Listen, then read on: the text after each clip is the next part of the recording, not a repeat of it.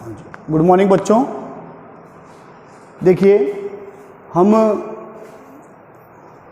C3 चक्र पढ़ चुके हैं, C4 चक्र पढ़ चुके हैं और हमको आज क्या पढ़ना है, CAM चक्र। कौन सा चक्र पढ़ना है बच्चों, CAM। थोड़ा सा हम पुराना पढ़ लेते हैं, हमारा एक बार रिवाइज हो जाएगा, उसके बाद हम आज CAM चक्र को पढ़ेंगे। देखो बच्चों, सबसे पहले दो स्टेप प्रकाश संश्लेषण के। पहला प्रकाशिक अभिक्रिया,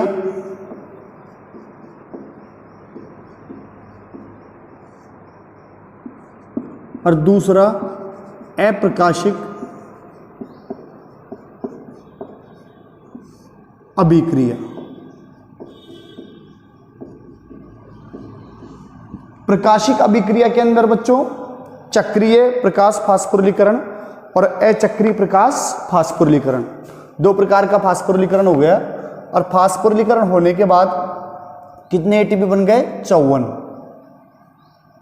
कितने एटीपी बन गए, 54 एटीपी अप्रकाशिक अभिक्रिया में ट्रांसफर हुए। और अप्रकाशिक अभिक्रिया में जो CO2 का स्थिरीकरण हुआ या कार्बन का स्थिरीकरण हुआ वो तीन तरीके से हुआ।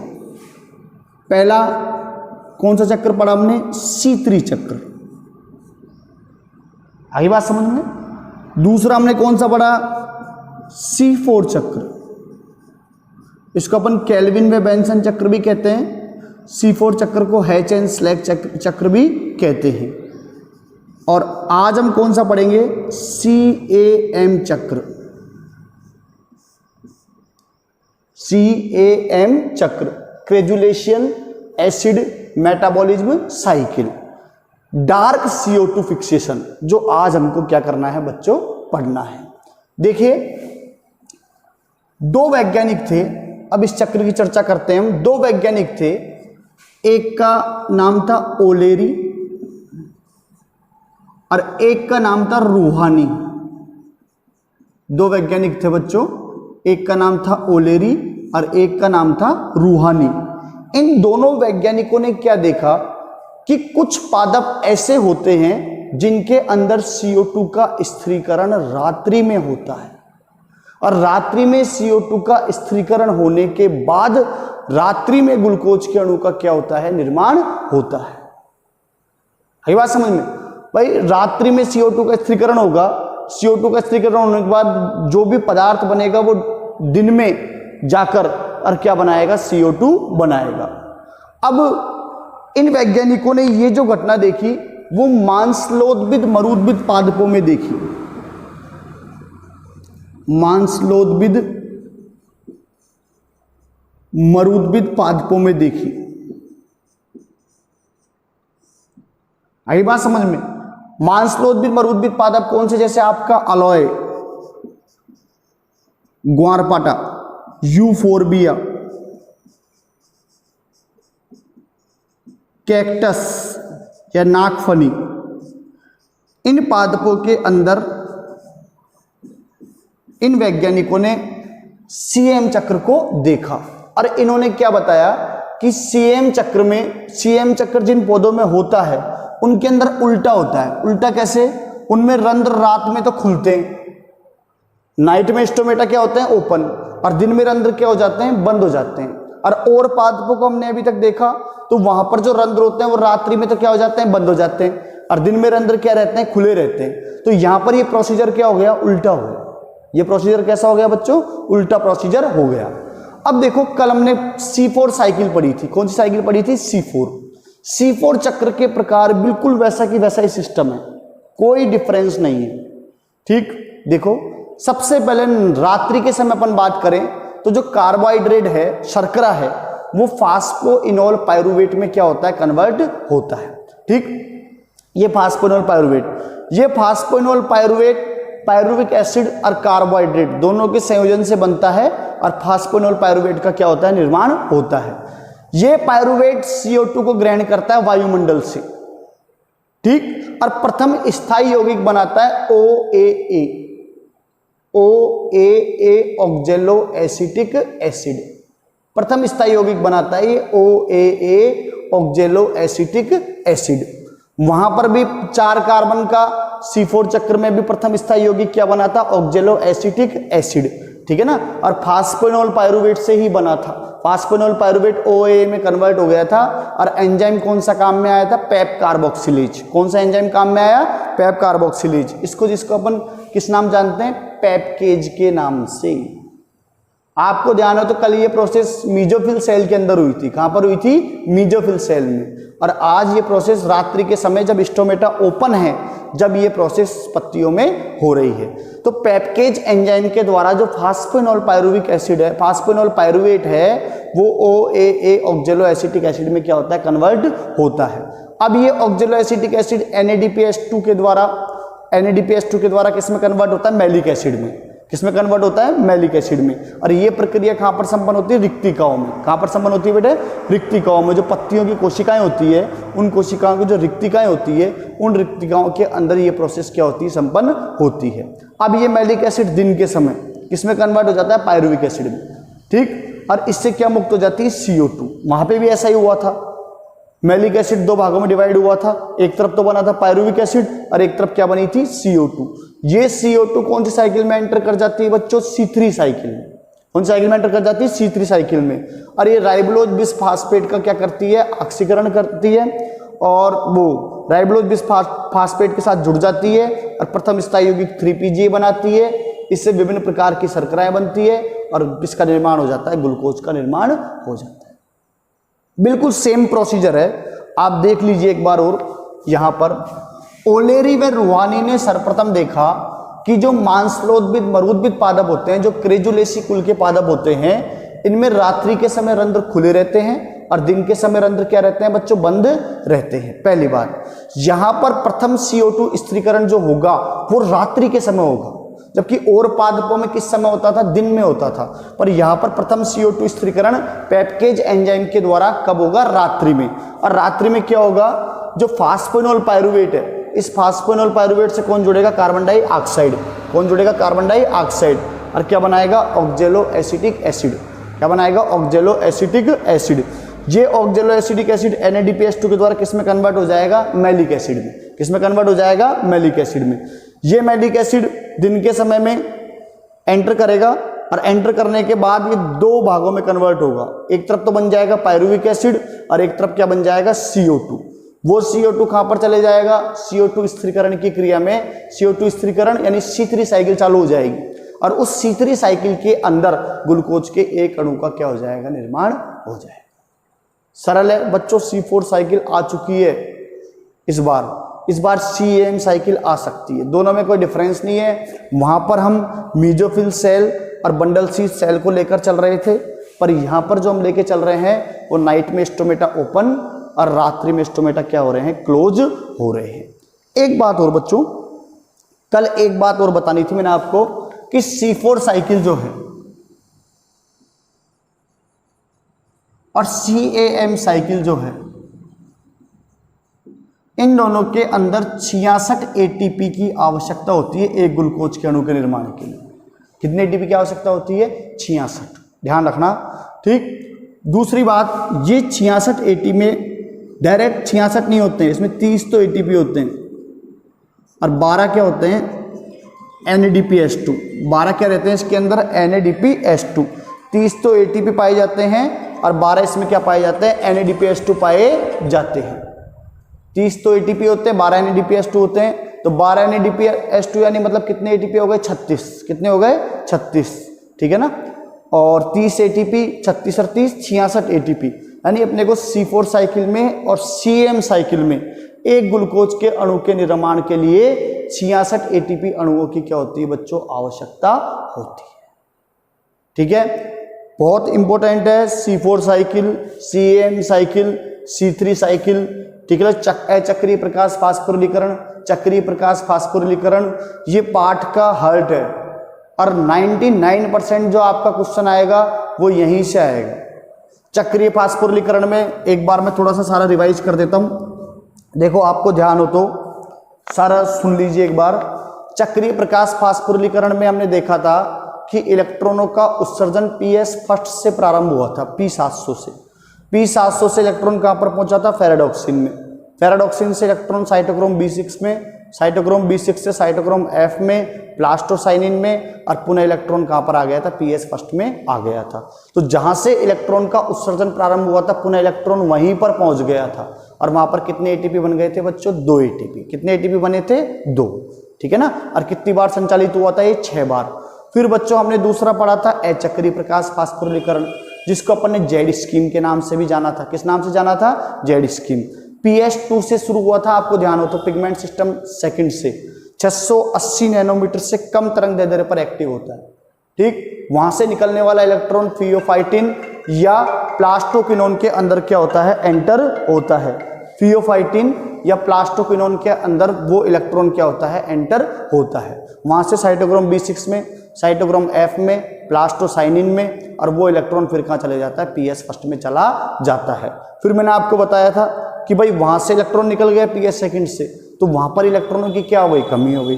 तो वहां पर जब इलेक्ट्रॉनों की कमी हो गई तो उस कमी को पूरा कहां से किया गया, जल का प्रकाशिक अपघटन हुआ था। आपको ध्यान हो तो जल के 4 अणु थे जो 4H+ में और 4OH- में डिवाइड हुए थे और 4 इलेक्ट्रॉन मुक्त हुए थे। इन 4 इलेक्ट्रॉनों को PS2 ने क्या कर लिया था, ग्रहण कर लिया था।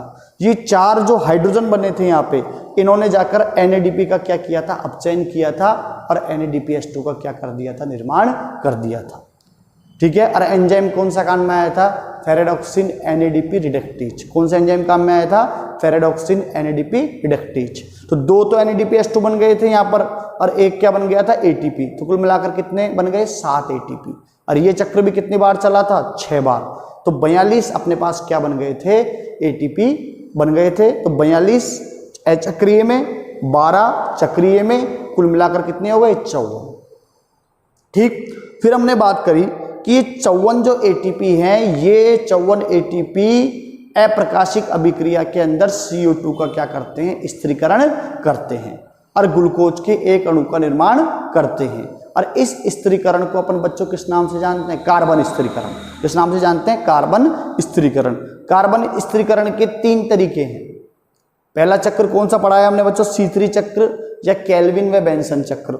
दूसरा C4 चक्र और तीसरा कौन सा था, CAM चक्र। कौन सा चक्र था, CAM चक्र। अब बच्चों जो C3 चक्र था या केल्विन व बेंसन चक्र था, ये केल्विन व बेंसन चक्र आपको पता हो तो केल्विन नामक वैज्ञानिक ने क्लोरेला और सेंडेंसमस 2 एक कोशिकीय शैवाल थे, हरे शैवाल, उन पर अपने प्रयोग करे थे। और प्रयोग जो किए थे उसमें ट्रेसर विधि का यूज लिया था, रेडियो एक्टिव ट्रेसर विधि यूज में ली थी, जिसके द्वारा इन्होंने C3 चक्र दिया था। अब इस C3 चक्र में आपने देखा था कि राइबोलोज मोनोफास्फेट होता है, राइबोलोज बाइफास्फेट होता है।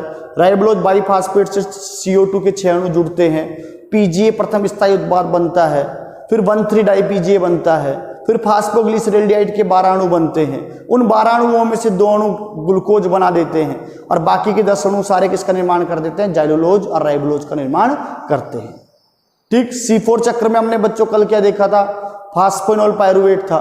फास्फेनॉल पायरुवेट किस में कन्वर्ट हो गया था, ऑक्जेलोएसिटिक एसिड में। प्रथम स्थायी उत्पाद कितने कार्बन का बन गया था, 4 कार्बन का। अब जो वो OAA था वो एस्पार्टेट और मैलिक एसिड में कन्वर्ट हुआ था। ये मैलिक एसिड बच्चों कहां पर चले गया था, बंडल शीथ सेल में चले गया था। बंडल शीथ सेल में जाकर एक तरफ तो CO2 बनाया, एक तरफ पायरुविक एसिड बनाया। पायरुविक एसिड वापस कहां पर आ गया था, मेसोफिल सेल में। और बंडल शीथ सेल में उस CO2 ने RUBP का स्थिरीकरण किया था, C3 साइकिल चलाई और एक ग्लूकोज के अणु का क्या कर दिया बच्चों, निर्माण कर दिया। C4 साइकिल में हमने पढ़ा। फिर दूसरी बात, C4 साइकिल में एक मेन चीज मैंने आपको बताई थी, क्रेंज एनाटॉमी पाई जाती है। क्या पाई जाती है, क्रेंज एनाटॉमी, जिसमें क्या होता है, संवहन पुल के चारों ओर क्या पाई जाती है, बंडल शीथ सेल पाई जाती है। संवहन पुल के चारों ओर बच्चों क्या पाई जाती है, बंडल शीथ सेल पाई जाती है। 2 प्रकार का वहां पर क्लोरोप्लास्ट है, मीजोफिल सेल में अलग और बंडल शीथ सेल में अलग। मीजोफिल सेल में छोटा व ग्रेना रहित है, जबकि बंडल शीथ सेल में पाया जाने वाला क्लोरोप्लास्ट कैसा है, बड़ा व ग्रेना युक्त है। आई बात समझ में। दूसरा आज हमने पढ़ा CAM साइकिल, जो ओलेरी व रूहानी ने देखा था। सर्वप्रथम ओलेरी व रूहानी ने इसे देखा। CAM प्लांट्स जो क्रेजुलेसी कुल के प्लांट्स है, उन प्लांट्स के अंदर इस मेटाबॉलिज्म को देखा था। पर इसमें खास बात क्या देखी हमने कि यहां पर रात्रि में रंध्र खुले रहते हैं और दिन में रंध्र क्या हो जाते हैं, बंद हो जाते हैं। रात्रि में तो रंध्र खुले रहते हैं और दिन में रंध्र क्या हो जाते हैं, बंद हो जाते हैं। आई बात समझ में। अब यहां पर हम देखते हैं जो फास्फेनॉल पायरुविक एसिड है या फास्फेनॉल पायरुवेट है वो किसमें कन्वर्ट हो गया, ऑक्जेलो एसिटिक एसिड में। ऑक्जेलो एसिटिक एसिड मैलिक एसिड बना दिया। रात्रि में चल रही है ये सारी प्रोसेस, यानी एक बार तो CO2 का स्थिरीकरण कब होगा बच्चों, रात्रि में, और दूसरी बार CO2 का स्थिरीकरण कब होगा, दिन के समय। तो रात्रि में तो पेप्केज एंजाइम के द्वारा CO2 का स्थिरीकरण होगा और दिन के समय रुबिस्को के द्वारा CO2 का स्थिरीकरण होगा। ठीक है ना, CO2 मिल चुकी है, CO2 का स्थिरीकरण हो रहा है, RUBP रुबिस्को के द्वारा 3 PGA बना रहा है। आगे बात समझ में। और इस PGA के द्वारा क्या बन रहा है, ग्लूकोज के अणु का निर्माण हो रहा है। ये 80% आपका फोटोसिंथेसिस हो चुका है बच्चों। अब छोटी मोटी चीजें हैं भाई, प्रकाश संश्लेषण का महत्व क्या है, प्रकाश संश्लेषण को प्रभावित करने वाले कारक कौन कौन से हैं, और एक छोटी सी प्रोसेस आपकी बुक में और दे रखी है, प्रकाश श्वसन। कौन सी दे रखी है, प्रकाश श्वसन। इन साइकिल्स देखो हमारे पास श्वसन से लेकर ग्लाइकोलिसिस, क्रेब्स चक्र और ETS, आगे बात समझ में। और एक वहां पर HMP शंट था, पेंटोज फास्फेट पाथवे, 4 साइकिल तो वहां हो गई।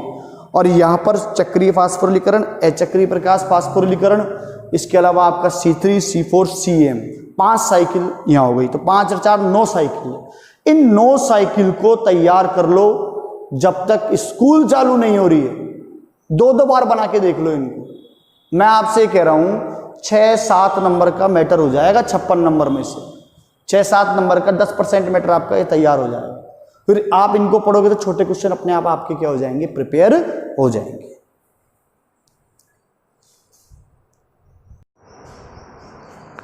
हाँ बच्चों, देखो बच्चों, ये प्रकाश संश्लेषण और श्वसन वाले चैप्टर हैं, ये तो मैं आपको विस्तार से पढ़ा रहा हूं यहाँ पे।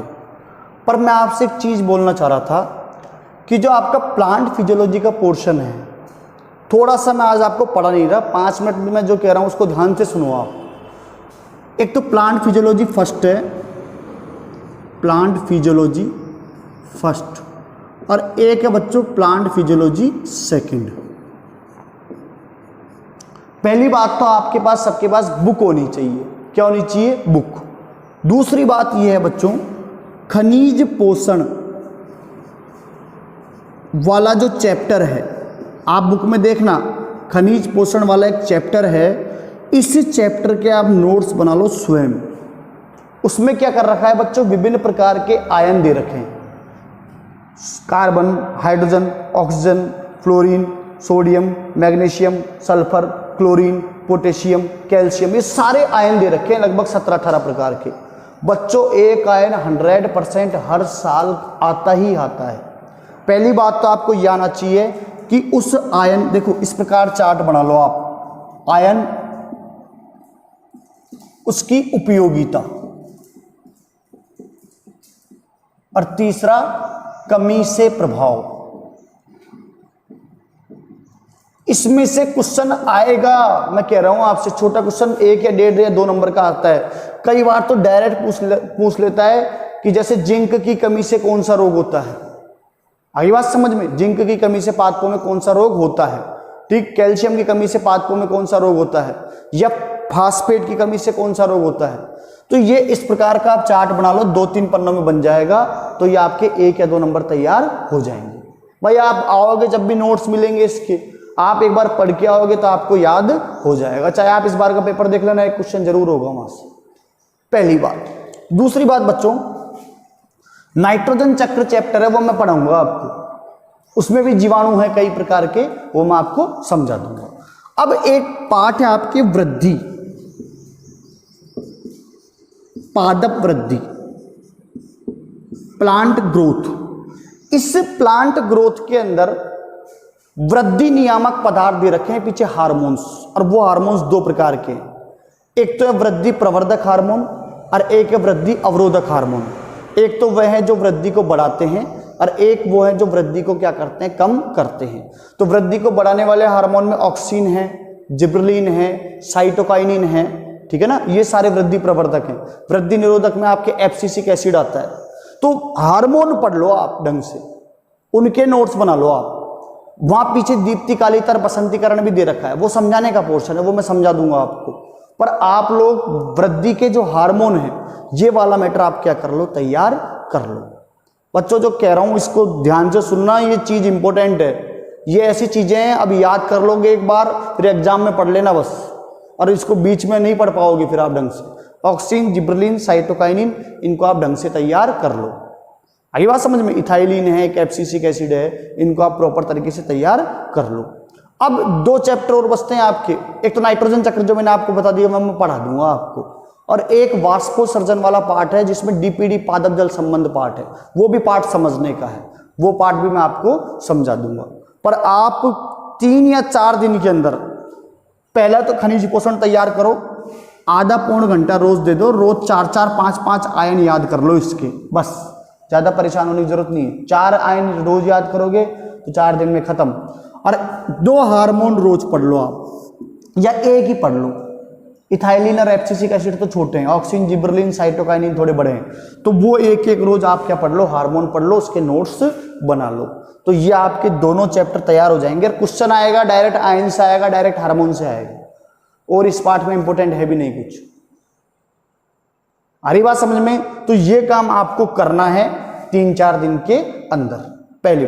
और बाकी ये साइकिल्स आप बना बना के देख लो नोट्स में, यही नोट्स से साइकिल बना के देख लो आप। डायरेक्ट क्वेश्चन किससे आएगा? साइकिल से। बाकी की बात बच्चों हम अगले लेक्चर में करेंगे।